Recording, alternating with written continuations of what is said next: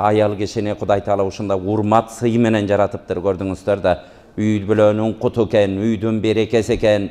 Жаңы эле мен телевидениyadan da ушуну бирөө суроо берет. Эмне үчүн ayal zаты көбүнчө үйдө болуш керек деп. Ошол жерде аалымдарыбыздын жообун ушундай дедим. Урматтуу бир туугандар, ayal zатын Алла Таала ушундай бир ардактуу кылып жаратып, көчөгө чыгып ал кара жумуш жашабасын, колун жоорутпасын, үйдө энелерге мээрим болуп отурсун, үйдүн куту болсун деп Алла Таала ошол ылайыктап жаратып койгон. Бирөөнүн үйүнө конокко барсаң, ошол үйдө дастаркан ошо титиреп турса да, бирок үйдө ayal zаты ошо кожойке болбосо ошол үйдө береке жок болот. Келген конок деле ошо жерге отургусу келбейт. Көрдүңүздөр, ошондой касиетти ayal zatына насип кылган. Ошон үчүн үйдө окуган намазы аныкы дагы сооптураак болот деп ошо аалымдарыбыз ушундай бекемдеп келген деп. Урматтуу бир туугандар, ошондой урмат сыйдын ээсисиздер. Ар бириңер энесиңер, ар бир ayal zатын эне катары баалайбыз. Алла Таала баа ниетиңиздерди кабыл кылсын. Анан азыр көрүп атасыздар, ошо экранда да көрдүк. Бир жылдык ошо иш-чараларыбыз мындай натыйжалуу болуп келатат. Ошон үчүн бир башка бириккен жерде жакшы болот. Биздин идарабыз, диний идарабыз, муфтиятыбыз ошо мусулмандардын башында тура турган бир борбор болуп эсептелинет. Бардыгыбыз ошонун астында биригели деп былтыр сүйлөштүк элек.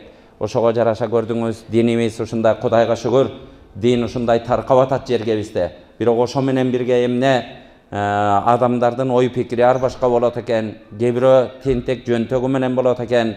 Бирок биздин негизги нерсебиз билесиздер, Ханафи мазхабы, Матуриди акыйдасы деп канчадан бери кайталап келатабыз. Ошонун нугунан чыкпайлы, өзүбүзчө эле акылдуу боло бербейли, өзүбүз арбаш боло бербейли, мында жакшылык болбой калат деп туруп бириктиргенге аракетибизди кылып атабыз. Алла разы болсун ушундай бул устаздарыбызга, эжекелерибизге, илимдүү устазаларыбыздын бардыгына Алла Таалам разы болсун. Ушундай мондай адамдарды, ушундай жоолукчан эже карындаштарыбызды ушунча аракет кылып топтоп берип атасыздар. Кудай Таалам өмүрүңөргө береке берсин. Анан бир туугандар дагы бир жолу кайрылып койгон бул артыкчылыктарыбызды айтып атабыз. Бирок кемчиликтерибизди да кабыл кылышыбыз керек. Муфтияттын кемчилиги болсо, жеке менин кемчилигим, башканын кемчилиги болсо дагы бири-бирибизге күзгө экенбиз, түздөп кое турган нерселер. Шариятыбызда бекеринен ayal zатын жанагындай ардактап көрдүңүздөр да.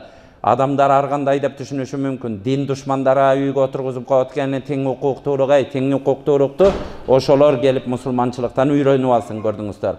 Ayal zатын ошентип ар жерге алып барып, ким эле энекесин жүк көтөртүп койгусу келет. Биздин динибизде ошону кылбай, үйлөрдө бала тарбияласын деп, эне дайыма үйдө болгон, балдарына ээ чыккан, балдар анан тарбиялуу болот экен. Көрдүңүздөр да, биздин шариятыбызда ошону буйруйт. Ошон үчүн урматтуу бир тууган, кээ бир жерлерибизде багы оңдоп кое турган нерсе. Буну кемчилик деп эле такыр эметип албашыбыз керек. Бардыгыбыз мойнубузга, кээ бирибизди эркек кылып жаратты, кээ бирибизди аял кылып жаратып койду Алла Таала. Ар бир жараткан нерсенин артында хикмат бар. Алла Тааланын мыйзамына, Алла Тааланын койгон низамына, койгон жолуна бир баш сунуп коюн деген нерседе береке болот. Шариятыбызда билесиздер, махрам деген нерсе бар. Бул дагы ayal zатын сыйлоо экен. Ayal zаты ушу гүл сыяктуу болот экен да, Кудай Таала ушу гүлдөй кылып жаратып койсо, не кылалы? Карасаңыздар, аны карап туруш керек, аны багып туруш керек, багман тегерегинде. Ошон үчүн сапарга чыкканда, же болбосо бир жерлерде болуп калган учурларда сөзсүз махрамы деп коет жанында, билесиздер. Ошо эң жакын адамдары ошо жанында коштоп жүрсүн деген нерселер бар. Ошого урматтуу эжекелерибиз этият болсок, көрдүңүздөр. Көбүнчө нерселер ушундай болуп келатат.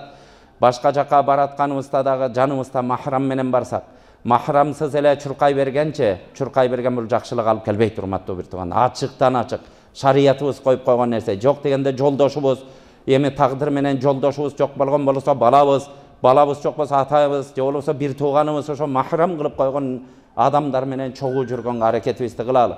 Ошондой чегибизден чыгып кетпейли. Кээ бир учурларда анан баягындай ушундай дагы фактылар болуп калып атат. Бизге келет экен, ошо жактарды карап койбойсуңарбы абу деген нерселер да болуп калып атат кээ бир учурларда. Муну туура түшүнүү менен карайсыздар. Бул жерде илимдүү, бизге сабак берип кое турган устаздар бар араңардачы. ошо устаздарда күбө көрдүңүздөр, махрам маселесин көбүрөөк бир карап берсеңиздер, ошондо береке болот. Урматтуу бир тууган, качан аял заты ошо күйөөсүнө баш ийген учурларда, шарияттагы ошо махрам маселелерин жакшы караган учурларда анан бир берекелер болот экен. Алла таалам бардыгыбызга жакшылыктарды берсин. Мына башка ошо биздин окуу бөлүм башчысы Равушан ажакени ушул жерге дайындадык элек. Даават бөлүмүндө ошо бирге аялдардын ошо билимдерин жогорулатуу, диний муктаждыктарын кароо боюнча да бизде бөлүмдөр бар. Мына аялдарга өзүнчө курстарды ачып берип атабыз. Ошон үчүн урматтуу бир тууган, биз башынан көч башынан түз кетсе, аягына чейин түз кетет. Башынан арбаш болуп алсакчы, арбаш болуп калсак Алла таала берекени алып коет. Урматтуу бир тууган, ошон үчүн бардыгыбыз ушул нерселерге жакшылап көңүл буралы. Кудай таала саныбызды артсын, сапатыбызды жакшыртсын. Бардыңардан Алла таала ыраазы болсун.